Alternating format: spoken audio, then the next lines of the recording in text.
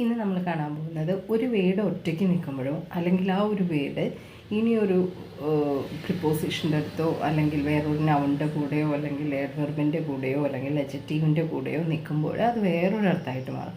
അങ്ങനെ വരുന്ന കുറച്ച് വേർഡ്സും കുറച്ച് ഫ്രേസസും എല്ലാം കൂടിയിട്ടാണ് ഇന്ന് നമ്മൾ കാണാൻ പോകുന്നത്.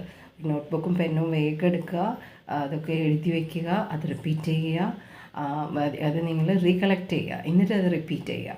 അപ്പോഴാണ് നിങ്ങൾക്ക് ഏതൊരു സന്ദർഭമാണ് വരുന്നത് ആ സന്ദർഭത്തിലേക്ക് തീർച്ചയായിട്ടും അത് ഓർമ്മയായിട്ട് നിങ്ങൾ വരും.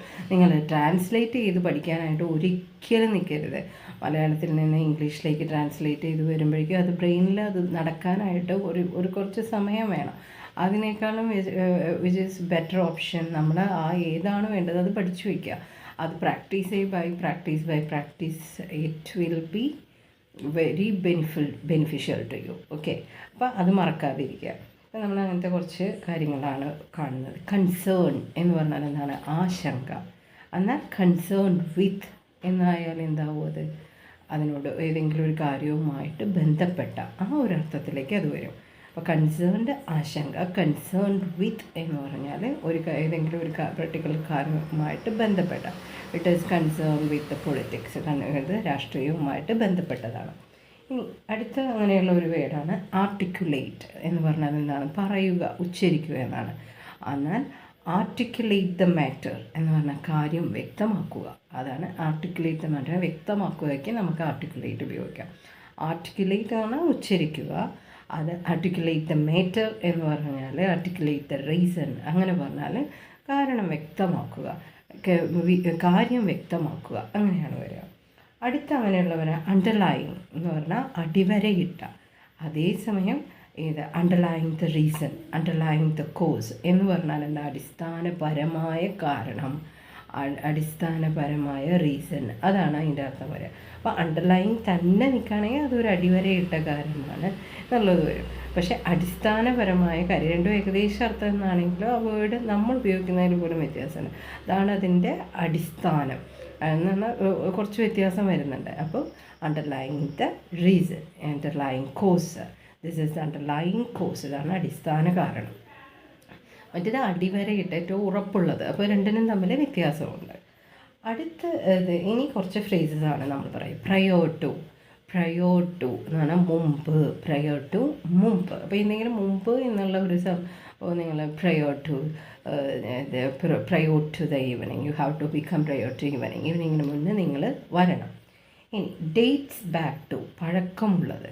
ഏതെങ്കിലും ഒരു ഡേറ്റ് പറഞ്ഞ് ഇത്രയും ഡേറ്റിന് പഴക്കമുള്ള, which date backs to 17 years, 17 വർഷം പഴക്കമുള്ളത്, ഡേറ്റ്സ് ബാക്ക് ടു. ഇനി was not in common use, ഇതൊരു കോമൺ യൂസിനുള്ള കാര്യങ്ങളല്ല. അപ്പോൾ was not in common use അല്ലെങ്കിൽ വാസ് നോട്ട് കോമൺ, അതൊരു കോമൺ അല്ല എന്ന് പറയാനായിട്ട് നമുക്ക് വാസ് നോട്ട് കോമൺ എന്ന് പറയാനായിട്ട്, ആയിരുന്നില്ല എന്ന് പറയാനായിട്ട് was not common. Until the 19th century, അതായത് 19th century വരെ എന്ന് നിങ്ങൾക്ക് എന്തെങ്കിലും പറയാനായിട്ടുള്ളതാണ് until the 19th century, until this peak time, ഈ പീക്ക് ടൈം വരെ. ഓക്കെ, എമേർജ് ആസ് എന്ന് പറഞ്ഞാൽ this field is emerged as something എന്ന് പറഞ്ഞാൽ ഉയർന്നു വന്നു, അത് മുന്നോട്ട് വന്നു, എന്തെങ്കിലും ഒരു കാര്യം ഉയർന്നു വന്നു എന്നുള്ള അർത്ഥത്തിൽ, അല്ലെങ്കിൽ ഉയർന്നു വന്നു, പുതുതായിട്ട് വന്നു എന്നുള്ള അർത്ഥത്തിലാണെങ്കിൽ emerged as early in his career.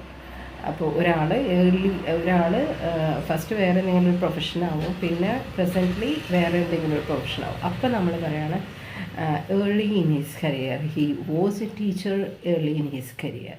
അയാളുടെ ആദ്യത്തെ കാലഘട്ടത്തിൽ ഒരു ടീച്ചറായിരുന്നു. He was fortunate to work with എന്നാണ്, അയാൾക്ക് ഇന്ന ഒരു അബ്ദുൽ കലാമുമായിട്ട് ഇപ്പോൾ പറയുകയാണ് ഡോക്ടർ അബ്ദുൽ കലാം, അയാൾക്ക് ഡോക്ടർ അബ്ദുൽ കലാമുമായിട്ട് വർക്ക് ചെയ്യാനുള്ള ഒരു ഭാഗ്യമുണ്ടായി. ആൻഡ് ഹി വാസ് ഫോർച്ചുനേറ്റ്, അതാണ് ഭാഗ്യം. He was fortunate to work with someone during the time, ആ സമയത്ത്, ഡ്യൂറിങ് ദ ടൈം എന്ന് പറയുമ്പോൾ ഏതെങ്കിലും ഒരു ആ സമയത്ത് he come, during that particular time he come.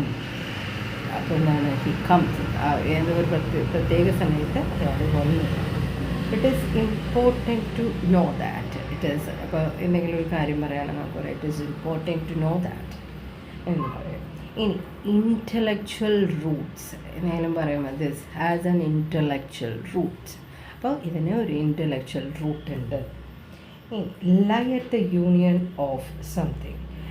എന്തെങ്കിലും ഒരു കാര്യം രണ്ടിൻ്റെ കോമ്പിനേഷൻ്റെ ഉള്ളിലാണ് അല്ലെങ്കിൽ ഒന്നിൽ കിടക്കുന്നതാണെന്ന് പറയാനായിട്ട്, ഇതുമായിട്ട് അതിനുള്ളിൽ ചേർന്നതാണെന്ന് പറയാനായിട്ടാണ് lie at the union of psychology and philosophy. ഇതിൻ്റെ രണ്ടിൻ്റെയും combination psychology is lying at the union of psychology and philosophy. Traditionally recognised as the founder. Traditionally recognised, എന്തെങ്കിലും ഒരു പ്രത്യേക കാര്യം റെക്കഗ്നൈസ് നമ്മളൊന്ന് പറയാം, traditionally recognised as the scientist. അടുത്തത് finally emerge as a unique field. ഏറ്റവും അവസാനം ഒരു യുണീക്ക് ഫീൽഡായിട്ട് ഉയർന്നു വന്നു. ദസ് എന്ന് പറഞ്ഞാൽ അങ്ങനെ, ദ ഫോർമലി എന്ന് പറഞ്ഞാൽ ഫോർമലി ക്രിയേറ്റഡ് സംതിങ്. അതാണ് ഒരു ഫോർമലായിട്ട് ഔദ്യോഗികമായിട്ട് ഇത് ക്രിയേറ്റ് ചെയ്തതാണ്. Formally created by this group of people.